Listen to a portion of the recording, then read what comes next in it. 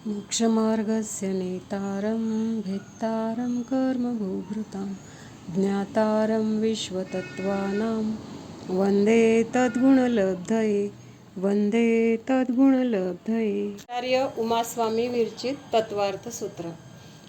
सम्यक ज्ञानाचे प्रकार. तर त्याच्यामध्ये आपण मतिज्ञान आणि श्रुतज्ञान बघितलं. आता आजपासून आपण अवधिज्ञानाचं स्वरूप बघणार आहोत. 21 नंबरचं सूत्र आहे. पान नंबर आहे 74. अवधिज्ञान का वर्णन. भव प्रत्ययोर्वधी देवनारकाणाम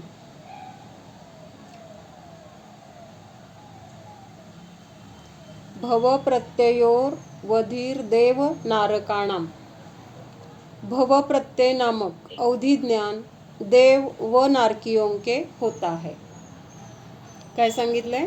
भव प्रत्यय नावाचं अवधिज्ञान देव आणि नारकी यांना असतं. भव प्रत्यय कशाला म्हटलंय तर ज्या भवामध्ये जन्म घेतल्यानंतर तिथं ते आपोआप असणारच असा नियम आहे. म्हणजे देवगतीमध्ये जन्मलो किंवा देवगती किंवा नरकगती ह्या गतीमध्ये जन्म मिळाला हेच काय आहे तर अवधिज्ञान होण्याचं तिथं म्हणजे ते त्याला भव प्रत्यय म्हटलंय. म्हणजे त्या भवात जन्म मिळाला म्हणजे अवधिज्ञान जन्मापासून तिथं असणार असा नियम आहे.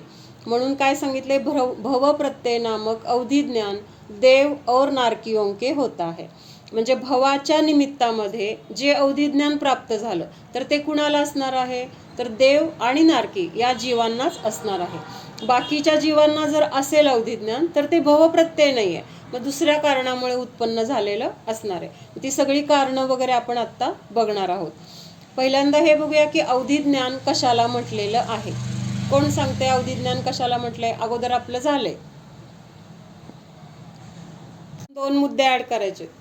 पहिल्यांदा तर काय सांगितलं तुम्ही की अवधिज्ञानावरण आणि वीर्यांतराय कर्माचा तिथं क्षयोपशम आहे. दुसरं काय आहे इंद्रिय आणि मनाची इथं गरज नाही. म्हणजे इंद्रिय आणि मनाचं अवलंबन न घेता हे अवधिज्ञान होतं. हा दुसरा मुद्दा. इंद्रिय आणि मनाचं अवलंबन घेत नाही मग कसं होतं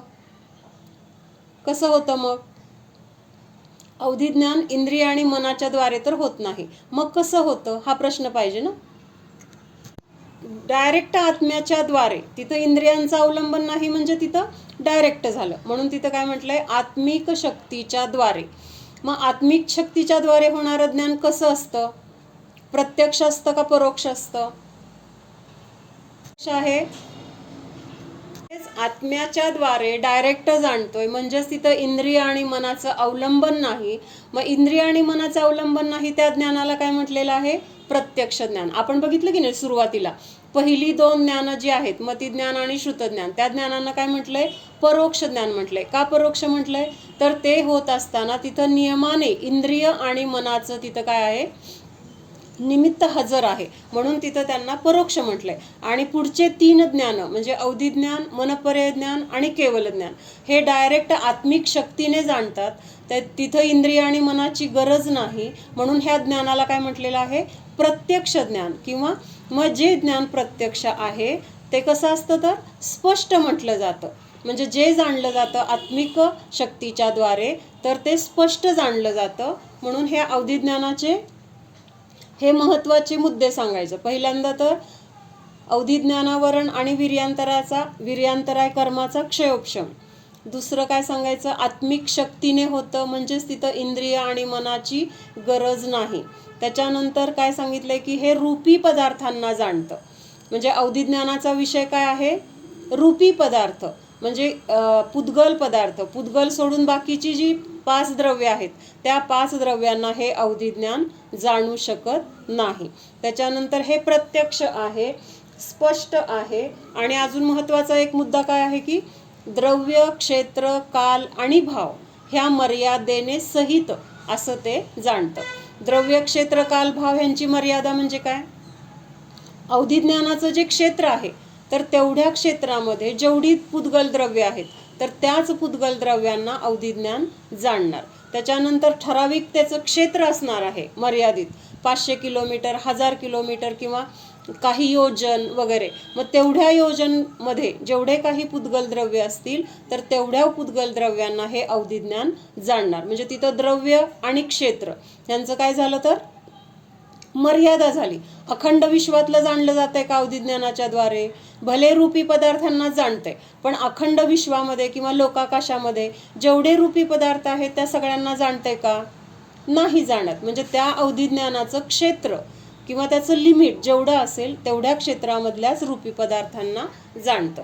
त्याच्यानंतर काल म्हणजे काय की ठराविक काळापुरतं ते जाणणार. म्हणजे आता मागचे 3 भवापर्यंत त्याची क्षमता असेल तर मागच्या 3 भवापर्यंतचं, पुढच्या 3 भवापर्यंत किंवा मागच्या 8-9 भवापर्यंत, पुढच्या 8-9 भवापर्यंत असं काय आहे त्याचं कालमर्यादा आहे.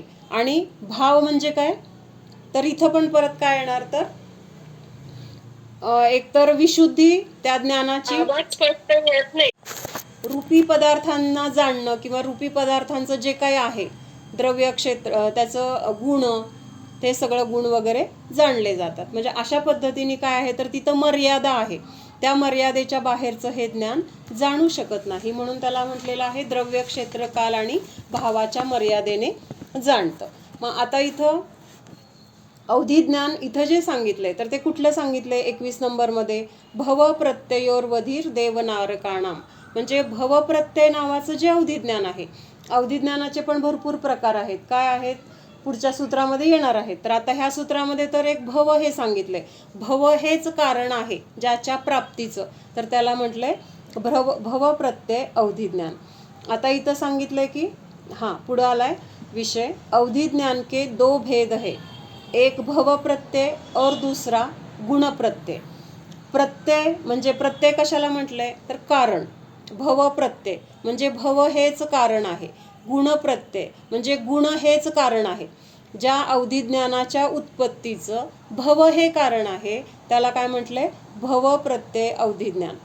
जे अवधी ज्ञान होण्यासाठी गुण हे कारण आहे. गुण म्हणजे काय येणार आता इथं त्या जीवाची विशुद्धी, परिणामांची विशुद्धी किंवा कषायांची मंदता, हे सगळं जिथं कारण आहे आणि ह्याच्याद्वारे तिथं अवधी ज्ञानाची प्राप्ती होत असेल तर त्याला काय म्हटलेलं आहे गुण प्रत्यय अवधी ज्ञान. प्रत्यय शब्दाचा अर्थ लक्षात आला. प्रत्यय म्हणजे कारण. तृप्ती लक्षात येतंय. प्रत्यय म्हणजे काय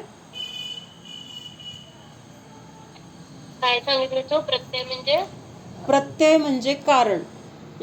असं का झालं असं आपण म्हणतो ना. म्हणजे जे काय असेल ते त्याचं कारण झालं. काय असं का झालं असं आपण प्रश्न विचारल्यावर जे उत्तर येतं तर ते त्याचं कारण आहे. काय आज काय केलं आपण काहीतरी एखादं काम केलं, मग हे का केलं तर ती गरज होती. तसं ते काय गरज हे काय झालं तिथं कारण झालं. तसं इथं भवप्रत्यय असं म्हटलंय. भवप्रत्यय म्हणजे काय भव हेच ज्याचं कारण आहे. कशाचं अवधी ज्ञान प्राप्त होण्याचं. भव हेच कारण म्हणजे ते भव प्राप्त होणे हेच त्याचं काय आहे कारण आहे. म्हणून तिथं म्हटलंय भव प्रत्यय. मग हे भव प्रत्यय अवधी ज्ञान कोणाला असतं देव आणि नारकी. बरोबर. म्हणजे देवगती किंवा नरकगतीमध्ये जन्म घेतला किंवा तिथं जन्म आपला झाला की तिथं काय आहे अवधी ज्ञान आपल्याला मिळणारच. म्हणजे हे काय आहे नारकी जीवांना अवधी ज्ञान असतं. फक्त त्यांचं अवधी ज्ञान कुअवधी वगैरे पण मिथ्यादृष्टी असतील तर कुअवधी असतं. म्हणजेच तिथं काय झालं भव हे कारण झालं. म्हणजे तिथं काय खूप पुण्य केलंय किंवा तिथं परिणामांची विशुद्धी आहे म्हणून अवधी ज्ञान प्राप्त झाले असं नाही. मग कितीही क्षुद्र जीव असेल आणि त्यांनी नरकगतीमध्ये जन्म घेतला तर तिथं त्याला अवधी ज्ञान हे असणारच आहे. म्हणून तिथं काय नाव दिलंय भव हेच कारण भव प्रत्यय अवधी ज्ञान असं म्हटलेलं आहे. प्रत्यय याने कारण और निमित्त तीनों एकार्थवाचक शब्द है. काय काय सांगितलंय प्रत्यय कारण किंवा निमित्त. मग भव प्रत्यय म्हणा किंवा भव हेच कारण म्हणा किंवा भव हेच निमित्त असं म्हणा. म्हणजे त्या गतीमध्ये जन्म घेतला म्हणजे तिथं गेलो हे निमित्त आणि त्या निमित्तामध्ये आपल्याला तिथं अवधी ज्ञानाची प्राप्ती झाली. म्हणून ह्या 3 शब्दांना काय म्हटलंय समानार्थी शब्द. भव प्रत्यय शब्द बाह्य निमित्त की अपेक्षा से कहा है.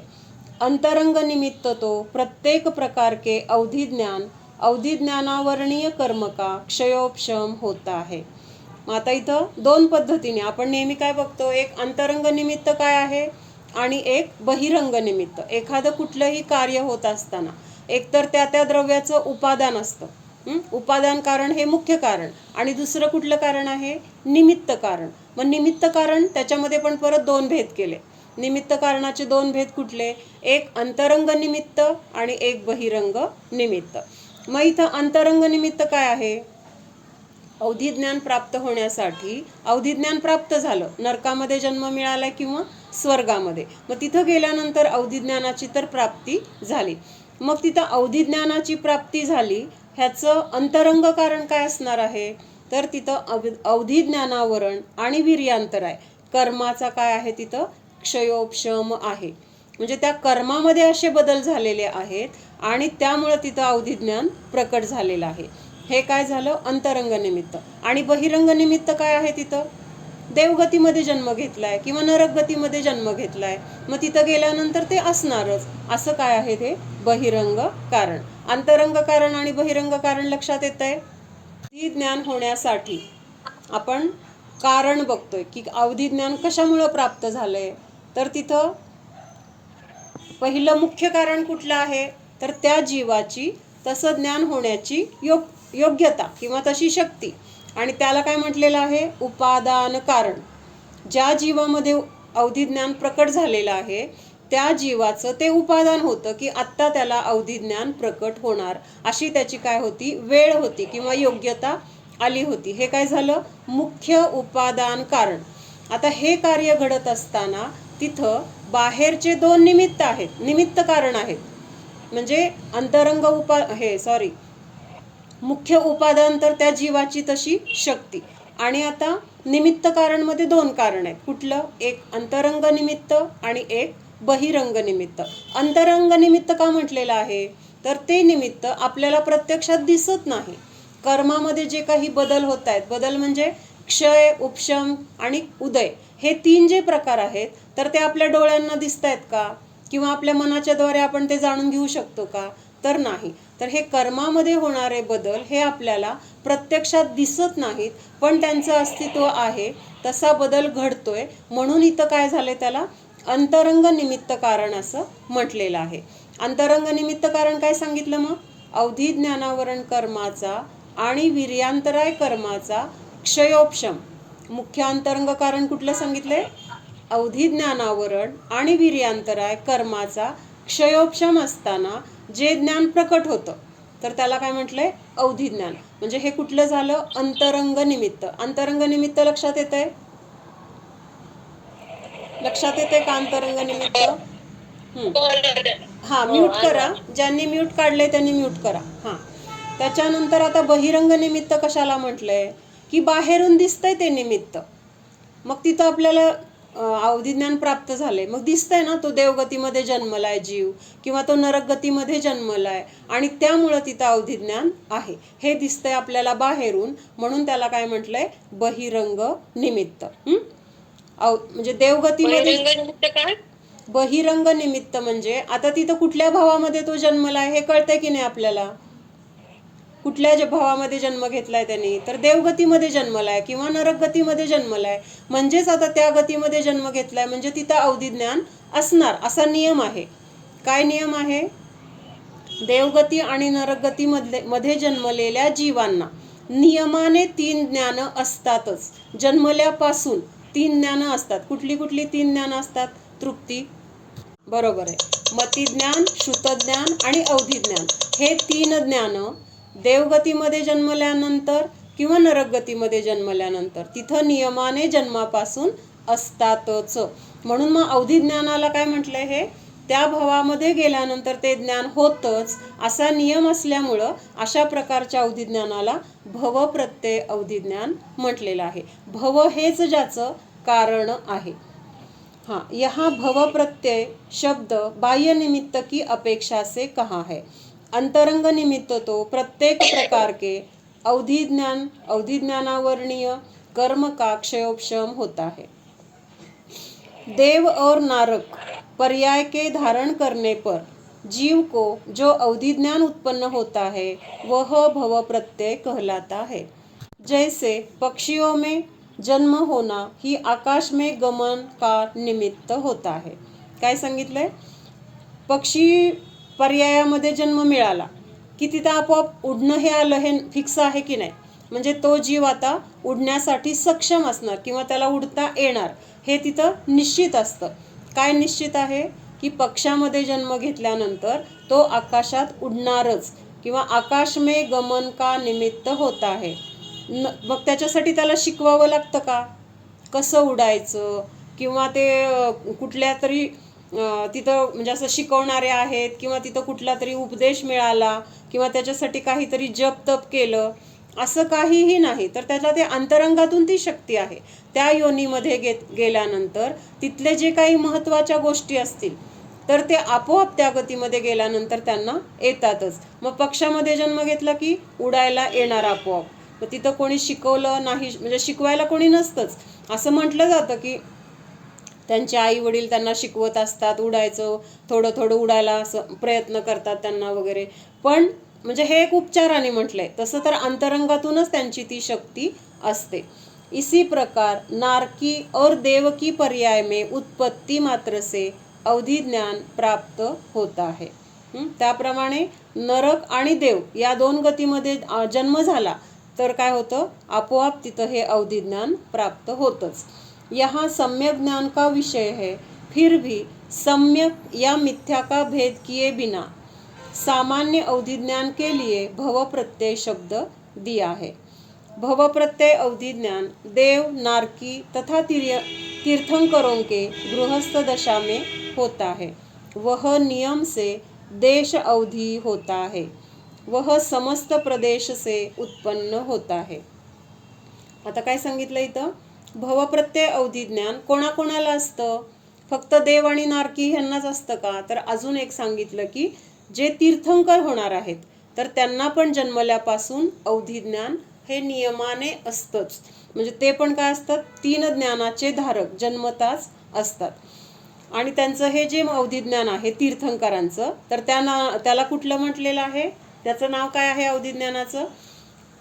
देश अवधी, किंवा त्याला पण भव प्रत्यय म्हटलं जाईल. कारण तीर्थंकर होणार असतील तर नियमाने त्यांना तो भव मिळालाय म्हणून तिथं अवधि ज्ञान हे असणारच आहे. आणि अशा प्रकारचं हे अवधि ज्ञान समस्त प्रदेश से उत्पन्न होत आहे. समस्त प्रदेश म्हणजे कुठले प्रदेश? त्या जीवाचे जे आत्मप्रदेश आहेत त्या संपूर्ण आत्मप्रदेशाच्या द्वारे किंवा त्या आत्मप्रदेशांमध्ये हे अवधि ज्ञान प्रकट होतंय. लक्षात येतंय? देवांना जे अवधि ज्ञान प्रकट होतं तर ते कसं आहे? ते सुअवधी म्हटलं जाईल किंवा सम्यक अवधी म्हटलं जाईल, जे सम्यक दृष्टी जीव आहेत त्यांचं. पण नरकामध्ये जे अवधि ज्ञान असतं त्याचं नाव कुअवधी आहे. आणि ह्या कुअवधीलाच विभंग अवधी असं म्हटलेलं आहे. कुअवधी का म्हटलेलं आहे? एकतर 2 प्रकाराने, तिथं मिथ्यात्व पण असेल किंवा तिथं जे अवधि ज्ञान प्राप्त झाले त्या अवधि ज्ञानाचा उपयोग ते देव कशासाठी करतात?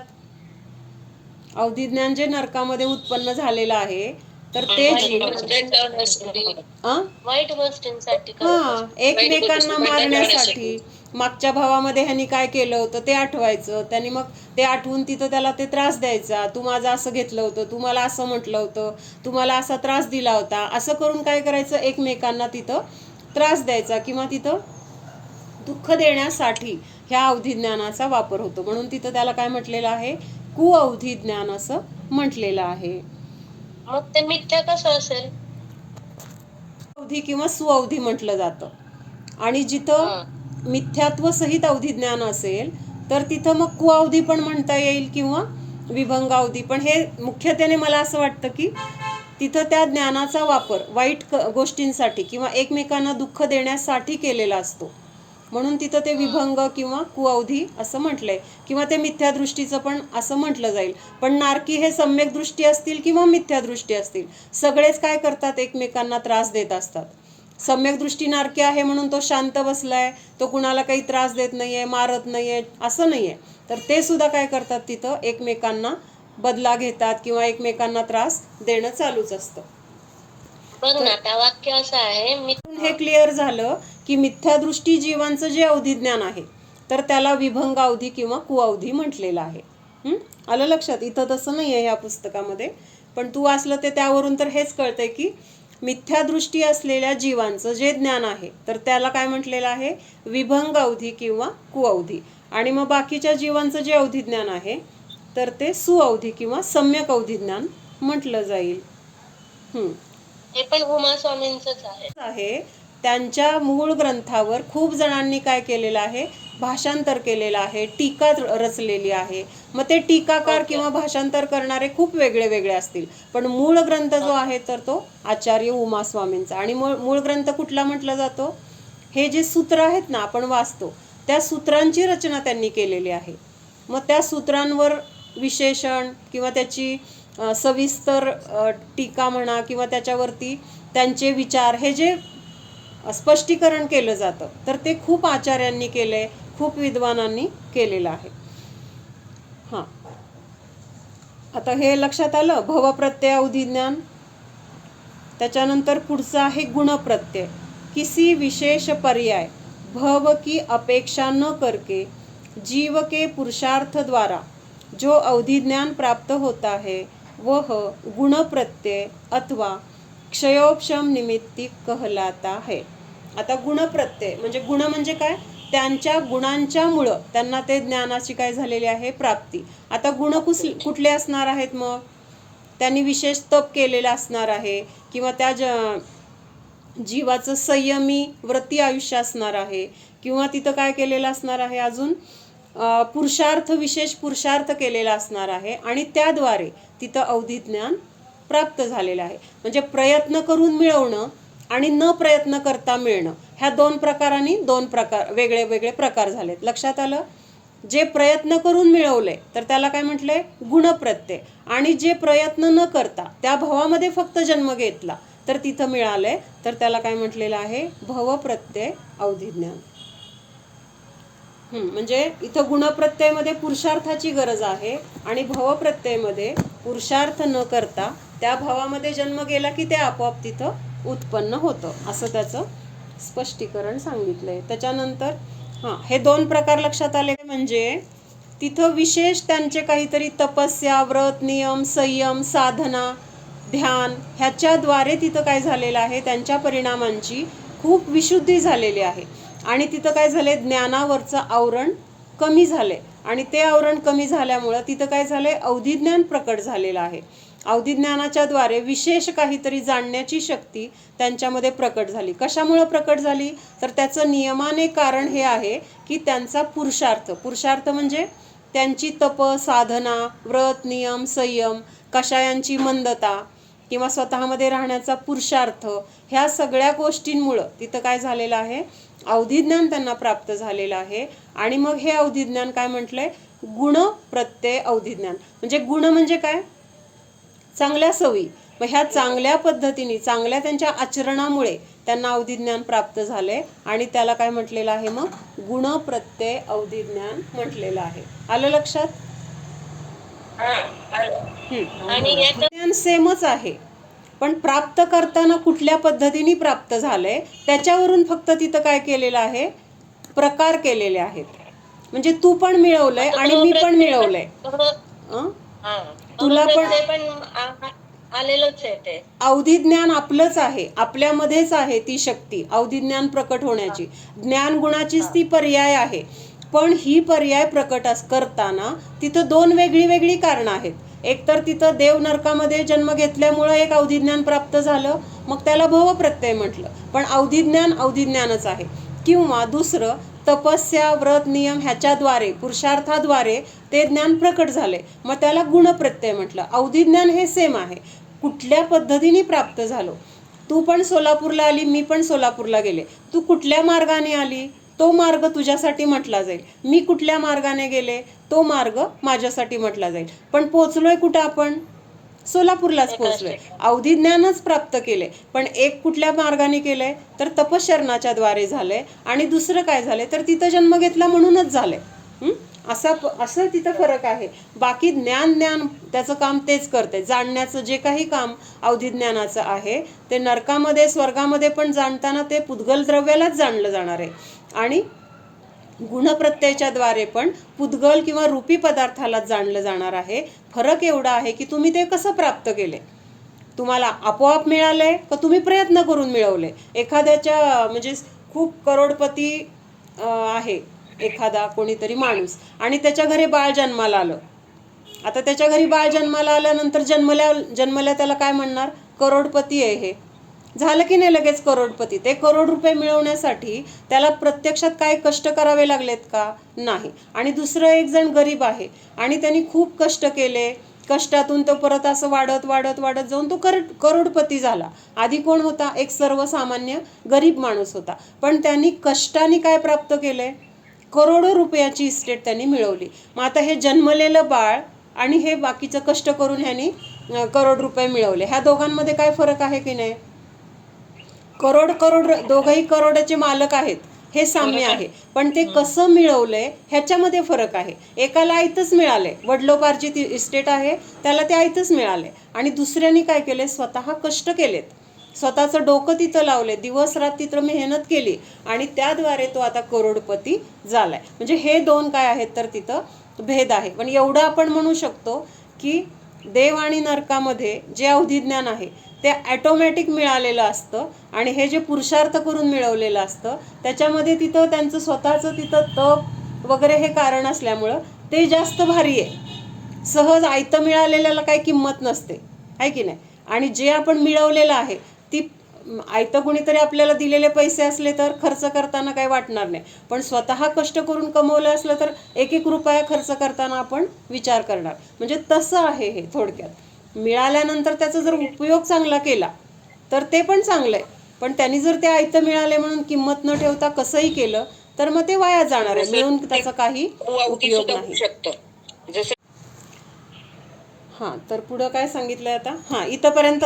आता मला अवधिज्ञान कशाला म्हणतात हे सांगा आणि त्याचे प्रकार, ते प्रकारांचं पण त्याची व्याख्या कोण सांगतंय. म्हणजे आता तिथं ते अवधिज्ञान होण्यासाठी प्रयत्न करतात असं नाही बरं का, म्हणजे पुरुषार्थ त्याच्यासाठी केला जातो असं नाही. हां हां, म्हणजे त्यांच्याकडून तो पुरुषार्थ चालूच असतो, तप ज्ञान ध्यान चालू असतं आणि तिथं परिणामांची विशुद्धी होते आणि तिथं अवधिज्ञान प्रकट होतं. खूप वेळा त्यांना आपल्याला अवधिज्ञान प्रकट झाले हे सुद्धा लक्षात येत नाही. म्हणजे तिथं प्रयत्न करून ते मिळवायचे म्हणून तिथं हे बाकीच्या पद्धतीने प्राप्त केलंय असा अर्थ घ्यायचा नाही, हे सांगायचंय. घेतला हेच तिथं मुख्य कारण आहे. म्हणजे आपण जसं कर्म बांधलं होतं त्या कर्माच्या निमित्तात आपल्याला नरकगती मिळाली. मग नरकगती मिळाली म्हणलं की तिथं अवधिज्ञान हे असणारच आहे. म्हणजे तिथं त्याला काय दुसरं कारणाची गरजच नाही. नरकगतीमध्ये जन्म घेतला, अवधिज्ञान मिळालं, का मिळालं तर तिथं गेल्यावर ते असतंच, नियमच आहे. तिथं गेल्यानंतर हे 3 ज्ञान असणार. तसंच देवगतीमध्ये गेलो, पुण्य केलं, शुभ भाव केले आणि त्याच्याद्वारे आपल्याला तिथं स्वर्गामध्ये जन्म मिळाला. मग स्वर्गामध्ये पण जन्म घेतल्यानंतर तिथं अवधिज्ञान असणारच, हा नियम आहे. का आहे ह्याला कारणच नाही. देवगती आणि नरकगतीमध्ये हे गेल्यानंतर हे 3 ज्ञान त्या जीवाला नियमाने असतातच, असा नियम आहे. त्याच्यामध्ये म्हणजे मुद्दाम कोणाला दिलंय, कोणाला द्यायचंय, कोणाला नाही द्यायचंय असं काही नाही. तिथं गेलं म्हणजे ते मिळणार, हा नियम आहे. देव आणि नारकीला मिळतं म्हणजे त्याचं काय कारण आहे असं काहीतरी आत्ता विचारलं ना तू. तर आता त्या मुलाने त्या करोडपतीच्या घरात जन्म घेतला, मग त्याने तिथं जन्म घेतला की लगेच त्याला तिथं करोडपती हे त्याचं म्हणजे तो मालक झाला त्या करोडच्या इस्टेटचा. मग तिथं त्याला काय कारणामुळे त्याला करोडपती म्हटलं गेलं. हां, मग तसंच इथं पण देवगतीमध्ये जन्मला किंवा नरकगतीमध्ये जन्मला हेच तिथं कारण आहे. त्या बाळाने त्या घरात जन्म घेतला एवढंच कारण आहे आणि त्या कारणामुळे तो तिथं लगेच त्या सगळ्या इस्टेटीचा मालक म्हटला गेला. म्हणजे तिथं त्याला विशेष वेगळं काहीच करावं लागलं नाही, फक्त त्या घरामध्ये जन्म घेतला, हे मुख्य कारण आहे. तसं देवगती किंवा नरकात जन्मला. हां काय म्हणते, जन्म का घेतलाय त्यांनी तसं कर्म केलंय, वाईट पाप म्हणा काय जे काही त्याचे तीव्र कषाय, त्यामुळे तो तिथं गेलाय आणि तिथं गेल्यानंतर त्याला ते मिळालंय. तसं नाही, मला काय म्हणायचं होतं, म्हणजे गुणप्रत्ययमध्ये कसं आहे, फक्त त्यांनी पुरुषार्थ केला म्हणून तप संयम केला म्हणजे स्वतःची म्हणजे मनाची विशुद्धी वगैरे झाली म्हणजे स्वतः करून ते गुणपर्याय की नाही. मग तर भ प्रत्यय मध्ये थोडक्यात कसं सांगायचं असं म्हटलं. हे खूप मोठं आहे की नाही भ प्रत्यय, म्हणजे समजून घेता येतं पण सांगताना असं म्हटलं होतं मी. त्याला एकच वाक्यात आहे की भव हेच कारण आहे अवधिज्ञान प्राप्तीचं. अवधिज्ञान प्राप्त होण्यासाठी नरकगती किंवा देवगती मध्ये जन्म हेच त्याचं कारण आहे. एवढंच आहे त्याचं. आणि तिथं जन्म ज्या कारणाने घेतलाय ती कारण मग एकाने पाप केलेत म्हणून नरकात गेलाय, एकाने पुण्य केले म्हणून स्वर्गात गेलाय. आणि मग तिथं गेल्यानंतर त्या त्या सोयी तिथं मिळतात. हे तिथलं वैशिष्ट्य आहे. तसं हे ज्ञानाचं आहे. त्याच्यानंतर आता अजून कोण सांगतंय का की 8 कर्म जी आहे त्याच्यामध्ये एक अंतराय नावाचं कर्म आहे. ह्या अंतराय कर्माचे 5 भेद आहेत. तर त्याच्यामध्ये वीर्यांतराय एक भेद आहे. आणि जेव्हा आपल्याला कुठलीही गोष्ट मिळते किंवा ज्ञान होतं त्यावेळेस तिथं ते कर्म पण त्याचा क्षयोपशम असतो. क्षयोपशम असतो म्हणजे ते तिथं अडथळा करायला नसतं किंवा अडथळा त्याचा कमी असतो, म्हणून तिथं त्याचा क्षयोपशम असं म्हटलंय.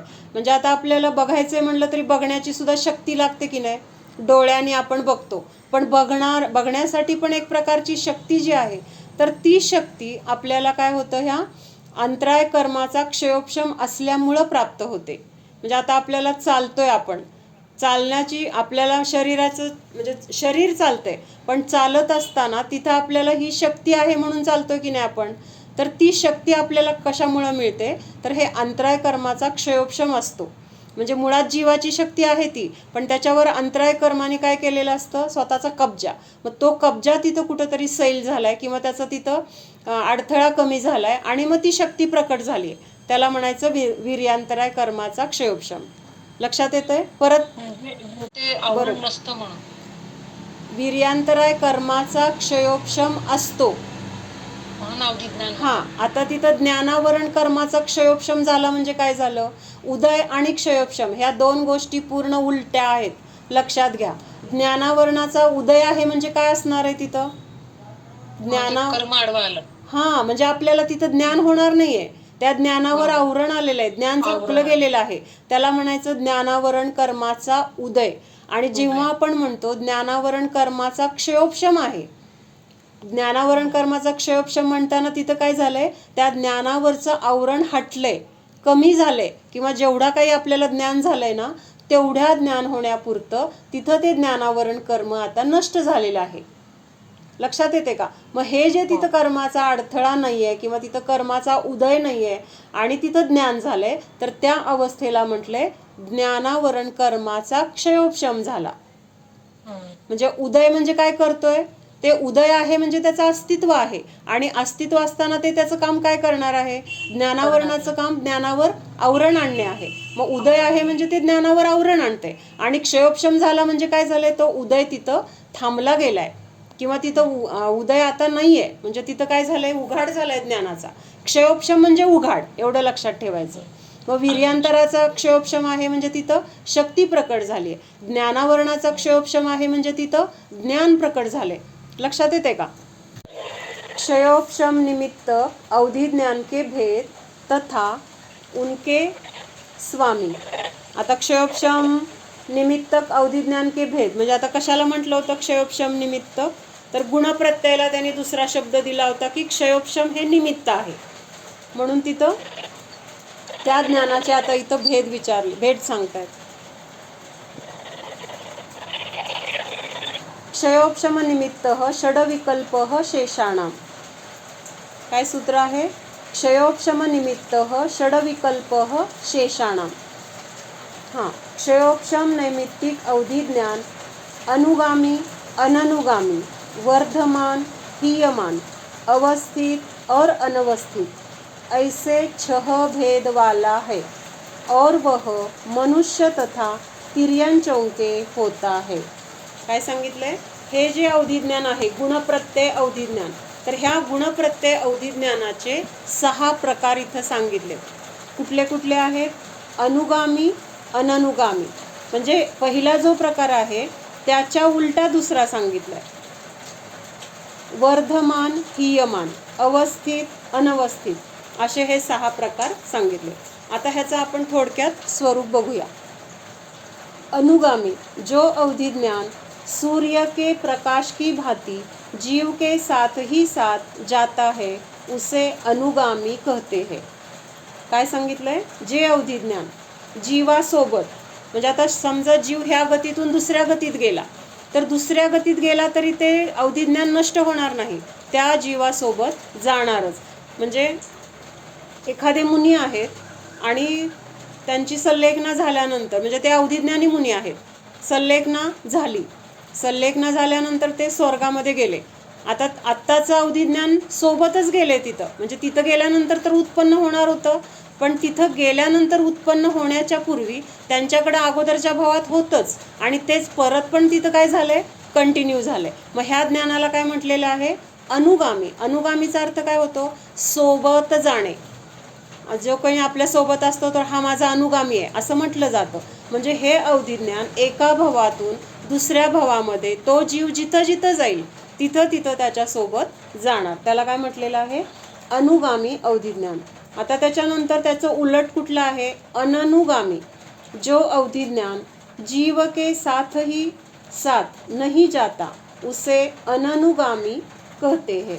आता स्वर्गामध्ये देव आहे, आता स्वर्गामध्ये तिथं काय आहे? अवधिज्ञान आहे त्यांना, आणि तिथलं स्वर्गातलं आयुष्य संपल्यानंतर समजा त्यांनी मनुष्यगतीमध्ये जन्म घेतलाय. आता मनुष्यगतीमध्ये आल्यानंतर त्याला अवधिज्ञान आहे का? मग देवगतीमध्ये असलेलं अवधिज्ञान इथं मनुष्यगतीमध्ये आलं का? नाही आलं, म्हणून त्याला काय म्हटलंय तिथं? अननुगामी. पण आता तीर्थंकर होणारा जीव स्वर्गामध्ये आहे. काय म्हटलं मी? तीर्थंकर होणार आहे पुढच्या भावामध्ये, असा जीव स्वर्गामध्ये आहे. तिथलं आयुष्य संपल्यानंतर त्या जीवाने तीर्थंकर मातेच्या पोटामध्ये प्रवेश केलाय. आता प्रवेश केल्यानंतर त्याच्यासोबत अवधिज्ञान आहे का नाही? आहे. मग त्याला कुठलं म्हटलंय आता अवधिज्ञान? त्याला कुठलं नाव येणार? अनुगामी येणार. म्हणजे कळलं का?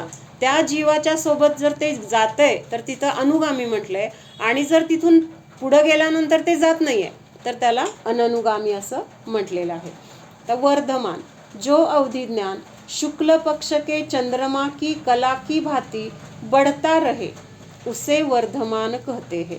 म्हणजे सुरुवातीला अवधिज्ञान झालं तेव्हा त्याची जेवढी मर्यादा होती तर ती मर्यादा हळूहळू हळू वाढत गेली.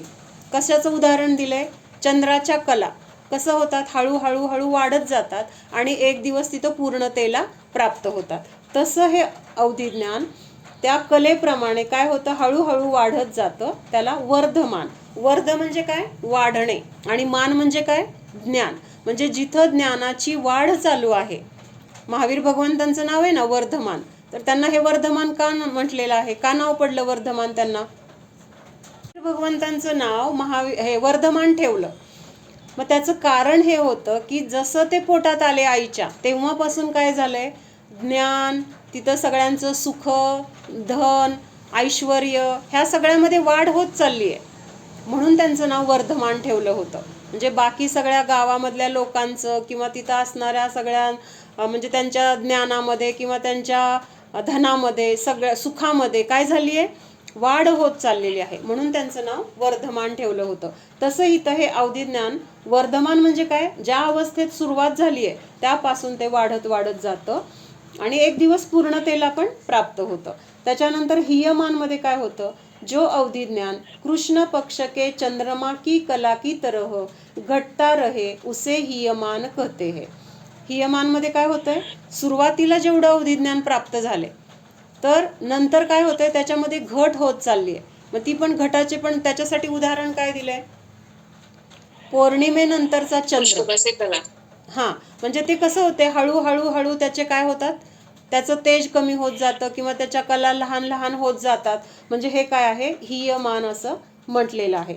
मग आता इथं वरती वर्धमान किंवा इथं हियमान ह्या दोन्हीमध्ये ते म्हणजे वर्धमानमध्ये ज्ञान वाढण्याचं कारण काय आणि हियमानमध्ये ते ज्ञान घटण्याचं कारण काय?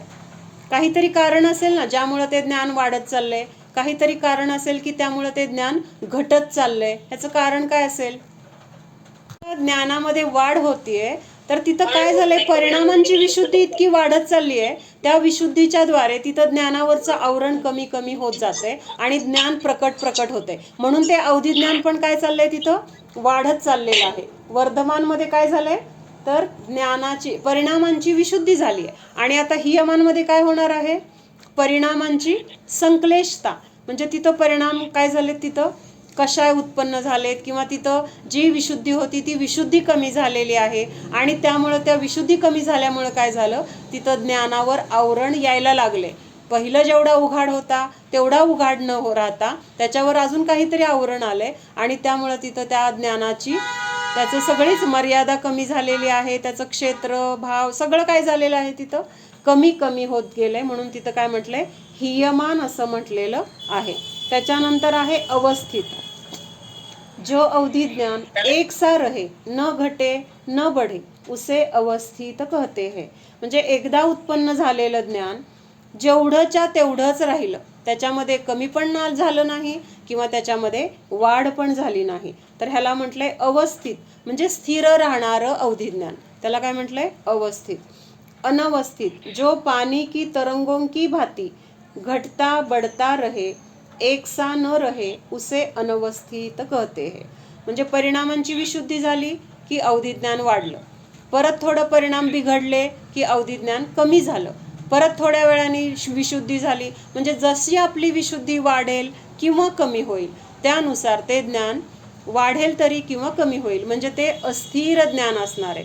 भले वाढल, कमी होईल, परत वाढेल, पण तिथं काय आहे, स्थिरता नाही आहे, एक सलग त्याचं अवस्थितपणा नाही आहे. त्यामुळं तिथं काय म्हटलेलं आहे, अनवस्थित अवधि ज्ञान असं म्हटलेलं आहे. 6वं 7वं गुणस्थान काही ह्याच्यामध्ये पण येईल, हे गृहस्थामध्ये पण येईल, कारण भोगभूमीमध्ये पण आहे हे अवधि ज्ञान. बहुतेक नाही आहे का, वर आहे. विशुद्धी वाढली की तिथं, म्हणजे आता आपली सुद्धा विशुद्धी दिवसभरात सारखी कमी जास्त होत असते.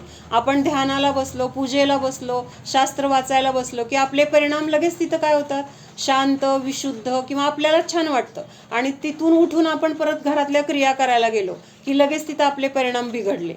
म्हणजे ध्यान करताना जेवढा ज्ञानाचा उघाड वाढला होता तो तिथं संक्लेश परिणाम करायला लागले की तिथं लगेच घसरला. म्हणजे आपलं हे रोजचं जे ज्ञान आहे ना, मती श्रुत ज्ञान, त्याच्यामध्ये पण हे घडतंय. आता इथं आपल्याला फक्त हे अवधि ज्ञानाचे प्रकार म्हणून सांगितलंय, पण आपल्या रोजच्या ज्ञानामध्ये पण हा बदल झालेला आपल्या लक्षात येतोय का नाही? जेव्हा आपण असे परिणाम आपले छान असतात, आपल्याला सगळं आठवायला लागतं आणि आपण असं बऱ्याच गोष्टींमध्ये अडकलेलं असलो तर आपल्याला काहीच आठवत नाही. म्हणजेच तिथं काय आहे, संक्लेश परिणाम असतील तर तिथं ज्ञानाचा उघाड लगेच कमी होतो आणि परिणामामध्ये विशुद्धी असेल तर आपल्याला सहज आठवतं तिथं.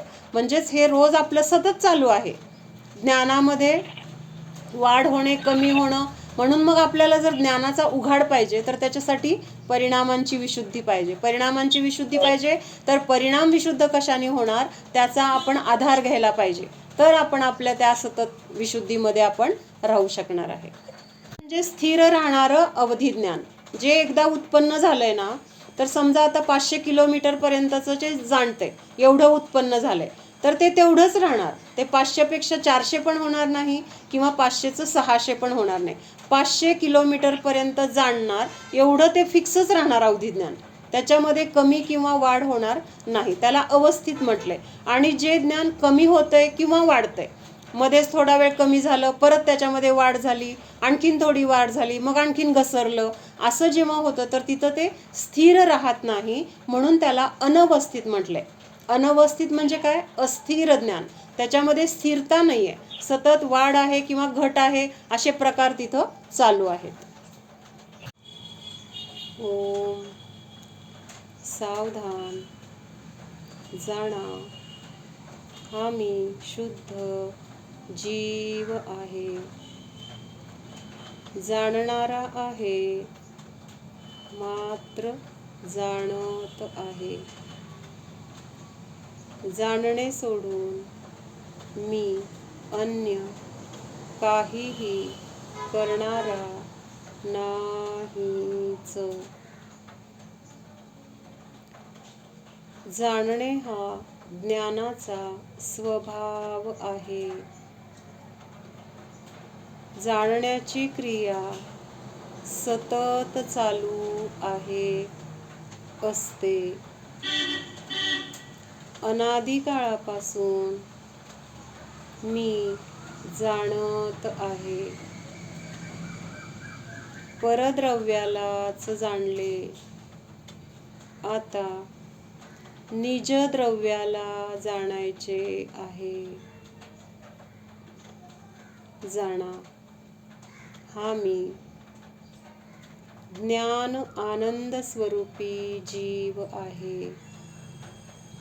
माझ्यामध्ये अनंत ज्ञान आहे. मला जाणण्यासाठी इंद्रियांची, मनाची गरज नाही. कर्माच्या क्षयोपशमाची गरज नाही. मी तर माझ्या आत्मिक शक्तीच्या द्वारे जाणणारा आहे. इंद्रिय, मन, कर्माचा क्षयोपशम हे सर्व जाणण्यामध्ये अडथळे आहेत. आपल्याला वाटतं इंद्रिय आणि मनामुळे मला ज्ञान होते. ते नसले तर मी कसं जाणणार? पण इंद्रिय आणि मन माझ्या ज्ञानाला अडथळे आहेत हे लक्षात घ्या.